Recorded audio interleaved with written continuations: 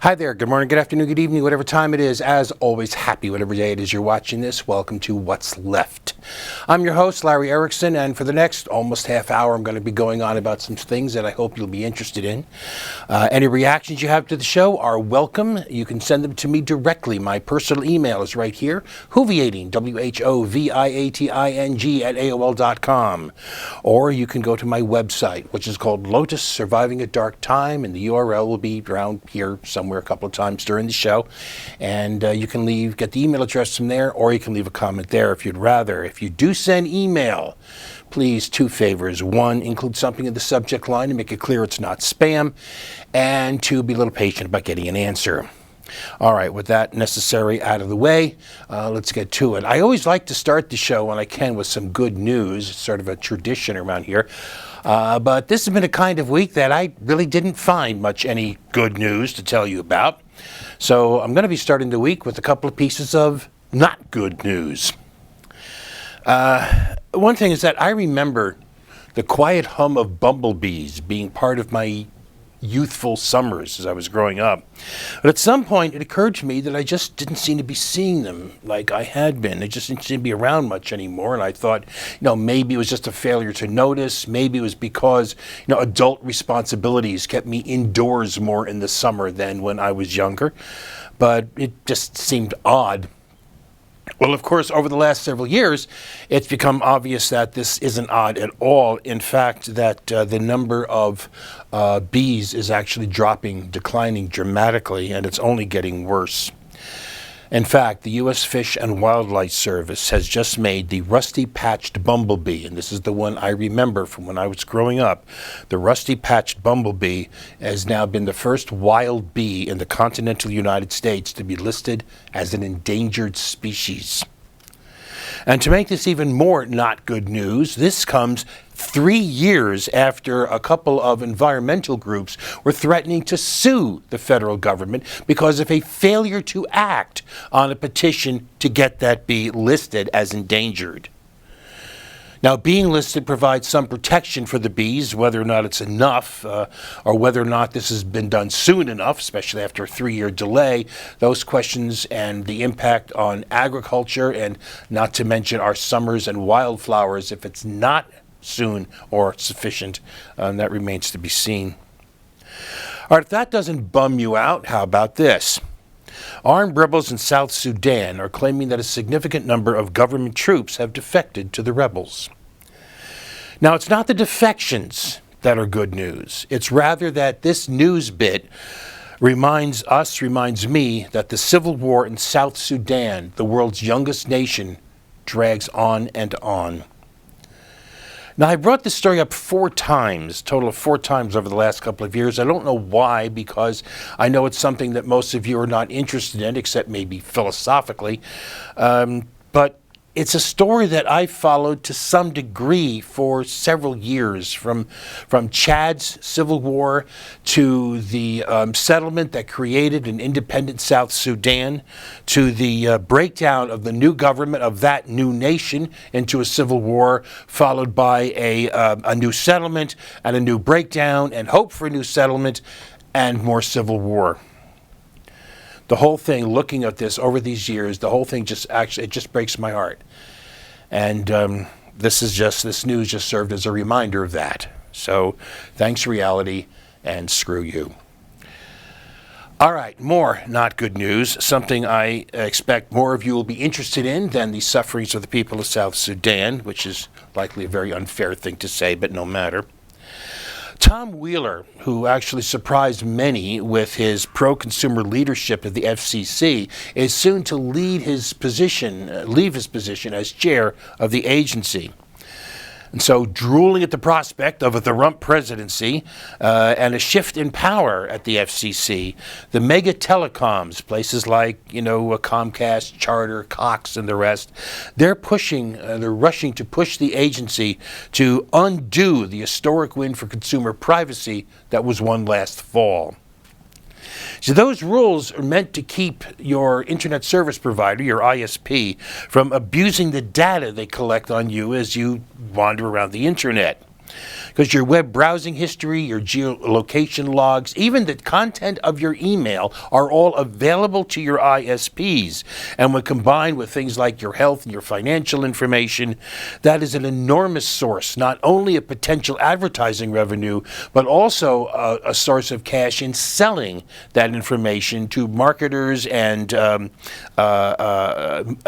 brokers who will want to sell it then to other people. The FCC restricted the abilities of the ISPs to amass, use, and share that information. And that is what the telecoms are aiming at their first strike and undoing the gains that have been made over the past few years, not only in consumer privacy, but also in net neutrality. Meanwhile, reports say that TheRump has asked Rupert Murdoch to make suggestions as to who should be the new chair of the FCC. Now, these sort of efforts have been blocked before, and perhaps they will be again, but this is going to be an uphill battle. We could be, without hyperbole, facing the end of the internet as we have known it. All right, from there, let's move on to one of our regular weekly features. This is the Clown Award, given as always for meritorious stupidity. We had two standout clowns this week, so our runner-up is Captain Peter Rose of the New York City Police Department. There were 13 reported rapes in his precinct in New York in 2016. That was a sharp increase from the year before. 10 of those cases remain unsolved. Now, commenting on this last week, Rose said that the increase and the large portion of unsolved cases are, quote, not a trend we're too worried about, unquote, because many of the attackers were acquainted with their victims, and only 2 were true stranger rapes, which, according to Rose, are the disturbing ones, in a way apparently that date rape and acquaintance rape just aren't. You know, I thought we'd already dealt with this degrees of rape crap, the legitimate rape and the real rape bull, but it appears we haven't, or at least Captain Peter Rose of the NYPD hasn't. Now, that is damn clownish, but it's also kind of creepy and a little nauseating, and the Clown Award is more for mockery than for disgust. So, our winner of the Big Red Nose is, and I have been trying to avoid going here. It is just so easy to target. I've been trying to avoid it, but I could not resist this week. The winner this week of the Big Red Nose is Chief TheRump mouthpiece and all-around goofball, Kellyanne Conway. Now, in Meryl Streep's speech at the Golden Globe, she mentioned the time that Trump mocked reporter Sergei Kovaleski, who has a physical disability that limits the use of his arms. TheRump, of course, immediately tweeted his previous denials that he did any such thing, despite the video evidence proving that he did exactly that. So, Kellyanne con artist goes on CNN to defend her Fuhrer and whined that the media wouldn't give him the benefit of the doubt when he lied about what he had done. Here's the quote.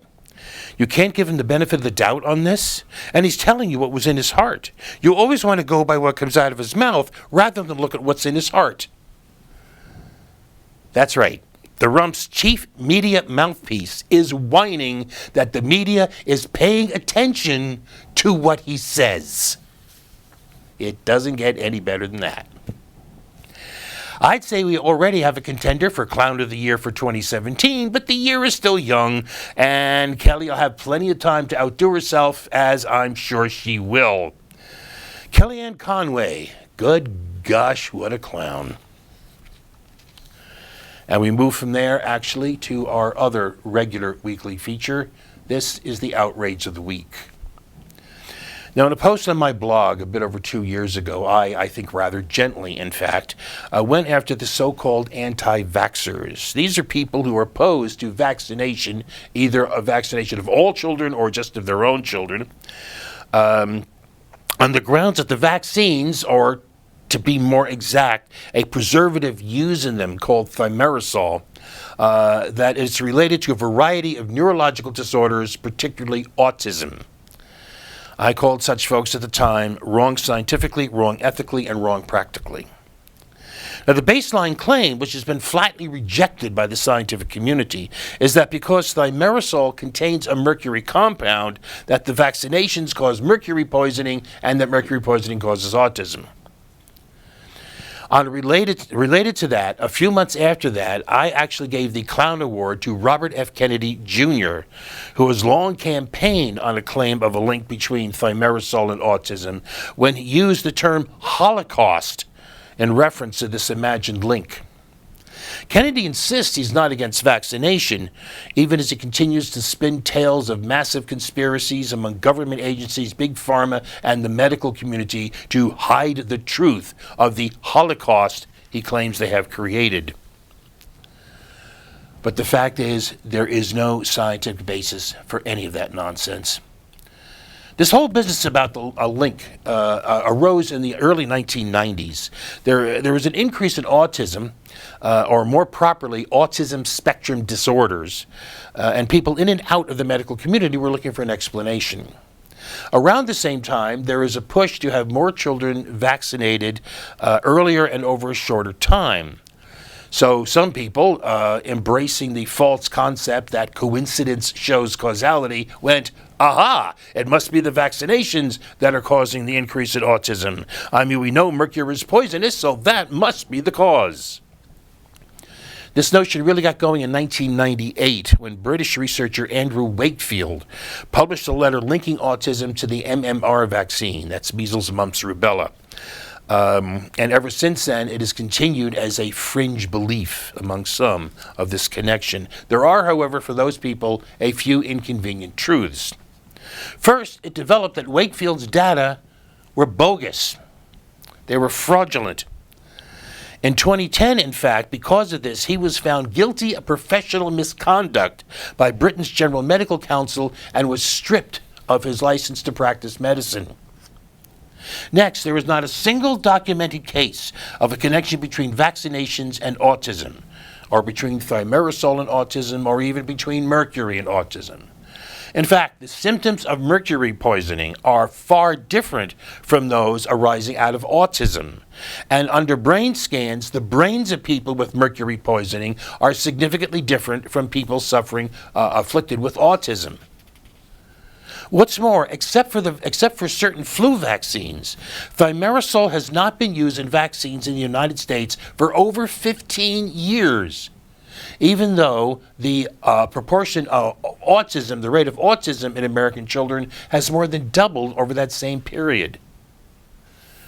Bottom line, there is no sound basis in either science or logic to connect vaccination in general or thimerosal in particular to the increase in autism.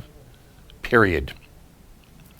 What there is a sound basis for, on the other hand, is a contention that these fantasy fears have created a community of anti-vaxxers with the predictable result of increases in diseases for which there are readily available preventions.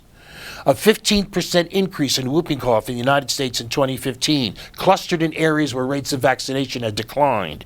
200 cases of measles that year in a nation where that disease had been declared eradicated 15 years earlier. The persistence of this fantasy is going to cause children to die of preventable diseases, even while not saving a single child from autism. So why is this relevant now? Why is this the outrage now? Because it promises nothing good to note that among those who question the safety of vaccines is the great orange one himself. He claims he's not an anti-vaxxer, just a slow vaxxer. That is, have the inoculation spread out over a longer period of time, even though the net effect of that is to increase the risk to the children by having them unprotected for longer periods. But his reason for doing this, he says, and this is a quote, "Children are not small horses."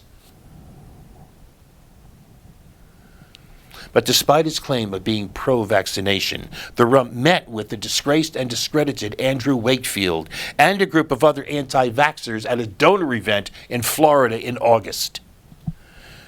Subsequent to that event, Wakefield said that one of his two priorities for the U.S. federal government is to set up an independent board on vaccine safety. Well, guess what?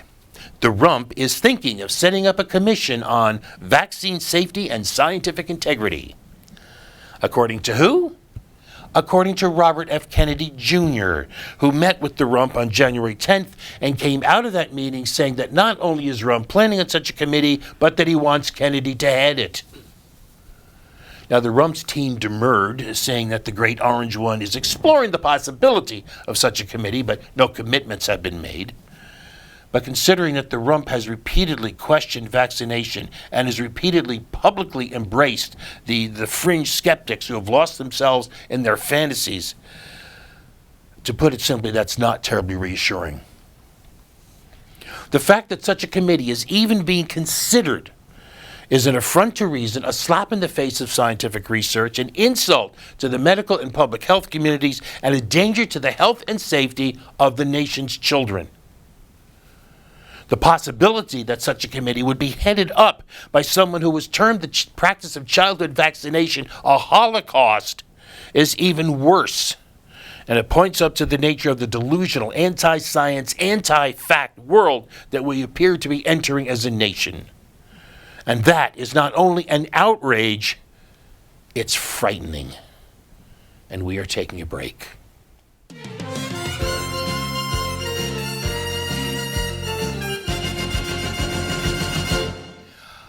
Since I just did the outrage of the week, I suppose it makes sense to follow that up by finishing what we started last week and announce our choice for outrage of the year for 2016. Now, this is different actually than our other awards because it's intended to look at something we covered several times over the course of the year rather than something that was just a one-off. So even though this is something that was not the outrage of the week at any point during the year, it's still something I think a lot of folks might agree was pretty outrageous. So our pick for outrage of the year 2016 is the 2016 presidential race, particularly as it involved the Democrats. Now, I don't cover political races much at all in the show, leaving that to the multitude of others who revel in the horse race and the personalities. In fact, my very first mention of the 2016 election in the primaries was in February. And while I made clear my preference for Bernie Sanders, I also said this might be my only comment on the race, which of course it turned out wasn't. In April, when it became clear that as a practical matter, Sanders had fallen short of the nomination, even if he wasn't yet eliminated mathematically, I was asking what now for progressives because I said the political revolution is not about Bernie Sanders. But by then, I'd become so disgusted with the Clinton campaign that even though earlier I had said that if I lived in a toss-up state, which I don't, I would have to, I said, choke back my bile and vote for her. I was on the verge, I said, of becoming a Bernie or buster. The utter ruthlessness of the Clinton campaign, I said, has been astounding. Accusations against Sanders of racism, of sexism, of not caring about the victims of gun violence, and more were becoming daily fare. And in the wake of the New York primary, there was a cacophony of demands that Sanders, as I put it, quit the race, kiss the ring, and pledge fealty to all things Clinton, and that he was helping the Republicans by continuing to campaign, with a couple of voices even hinting darkly that that was his intent. Meanwhile, the so-called Hillary Victory Fund acted essentially as a money laundering scheme to get around limits on campaign contributions, and the campaign openly coordinated with the so-called Correct the Record Super PAC, coordination which is illegal, but was justified by a flat-out bogus interpretation of the law, but more importantly enabled by the fact that a paralyzing partisan divide on the Federal Election Commission made it incapable of ever enforcing the law, so they just knew they could just get away with it. Then there was the active coordination between the self-professedly neutral DNC, the Democratic National Committee, and the Clinton campaign, including such things as limiting the number of debates and scheduling them at times of low viewership, with the idea that Clinton's much greater name recognition than Sanders would carry her through to the nomination, and even passing on a prospective debate question to the Clinton campaign. By the end of the primaries, it was obvious what all this had been about. It was not just about winning a nomination, no. It was about defending the political establishment against a challenge by an outsider, by something they couldn't control, by someone, more by a movement that was not beholden to them. The plan was, in exactly these words regarding Bernie Sanders, quote, disqualify him, defeat him, and unify the party later. Now, note well, they didn't want to just beat him. They wanted to disqualify him. It was not enough to win. They wanted to destroy his candidacy. They wanted to turn him into an irrelevancy, into someone who not only shouldn't be taken seriously as a presidential candidate, but didn't deserve to be taken seriously as one. Now that they failed at that, and rather spectacularly as it's turned out, it doesn't change the fact that that was the intent. It wasn't about winning the White House, or not only about winning the White House, it was about protecting the status quo, about preventing change, about protecting their privileges and their privileged positions. As evidence for that, I said that once it was down to Clinton versus TheRump, I listed 9 issues I predicted would not be discussed in the fall campaign, even though Sanders had successfully made every one of them an issue during the primaries. Those 9 were single-payer health care, the Trans-Pacific Partnership, income inequality, a $15 an hour minimum wage, poverty and homelessness, student debt, tuition-free college, too big to fail, and campaign finance reform. And with the possible exception of the TPP, I'd say I was spot on in that prediction, because those are issues that the political establishment does not want to discuss. And we had just seen a primary campaign geared to disqualifying the person who was trying to raise them. That determination to further solidify the status quo, to continue that refusal to change at all, continued even in the wake of the election. Even in the stark evidence of the Democrats' failure, a failure that leaves actual progressives fighting a sort of two-front war, one against the reactionary policies and convictions of the great Orange One and his administration, an administration the political establishment seems determined to normalize, and on the other against the liberal political establishment represented by the Democrats, a party that refused and to this day still refuses to take any responsibility for its own failures. Democrats have blamed third parties for their loss in the election. They blamed sexism. They blamed James Comey. They blamed WikiLeaks for the Podesta emails, refusing to admit that it wasn't the leak, it was what was in the emails, the corruption and bias that they proved that was actually damaging. They blamed Bernie Sanders. They blamed Jill Stein. They blamed millennials. They blamed, in short, pretty much everyone except themselves. Because even now, it is about avoiding change. It is about protecting the status quo. It is about protecting themselves and their positions, even now. Which makes the Democratic Party's 2016 presidential race very deserving of being declared the outrage of the year for 2016. Finally, as a footnote to that, the reason I said I put this off from last week to this week is because that leads into things this year that also deserve discussion, and in fact more discussion I'll be able to give them here. Because there was one other place that blame was laid: Russia. Blame Russia, blame Russia, they hacked the election, they hacked the election, they hacked the election. Just scream it over and over and over again and just wait for the paranoia to kick in. Now, note at the top, this does not mean that the Russians did not hack the DNC. It also does not mean that what WikiLeaks released did not come from an actual Russian source with enough intermediaries to conceal that original source from the group. What this does mean, and this is important, is that the Democrats are so determined to put the blame for their failures on anyone except themselves that they would rather ignite a new Cold War than look in the mirror.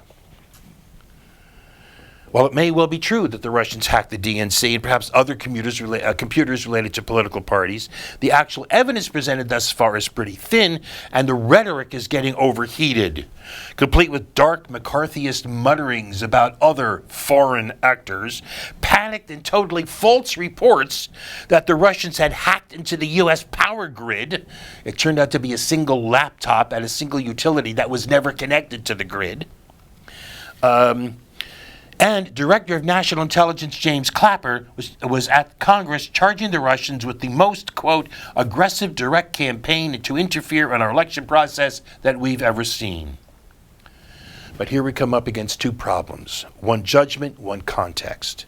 The judgment lies in the determination of the spooks that this was the result of a campaign ordered by Vladimir Putin for the purpose of helping the Rump win the election.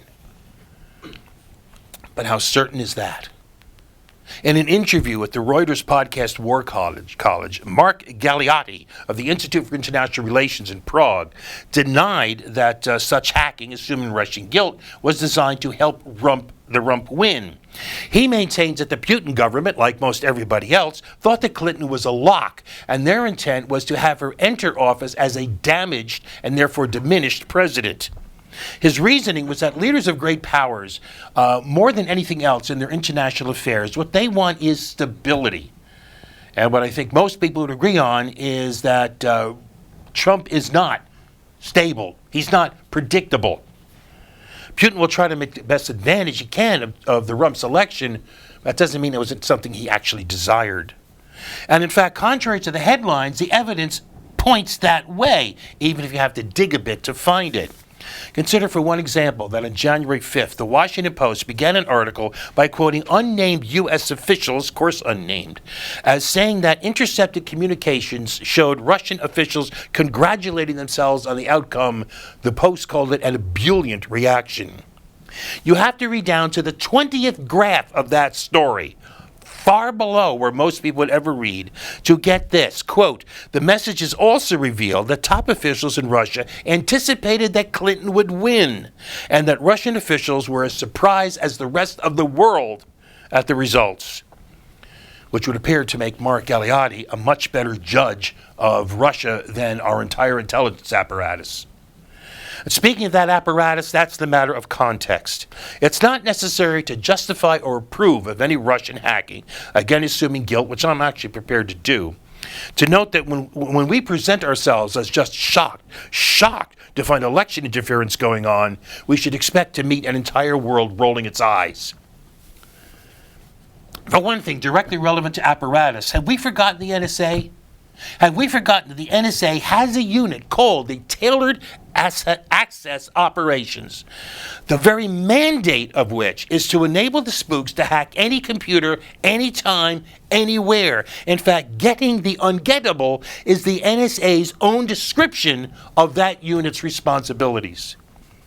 And have we forgotten our own lengthy history of interfering in the elections of other countries? According to a database compiled by political scientist Dov Levin of Carnegie Mellon University, the U.S. has tried to influence the outcome of presidential elections in other countries as many as 81 times since 1946. That number, this is important, that number does not include engineered coups, such as in Guatemala or Iran. It doesn't include attempts to undermine disfavored governments, such like in Chile or the Congo, nor does it include general election assistance like election monitoring. This is just interfering in presidential elections. In fact, historically, this has been so common that in Latin America, there's a running joke about it.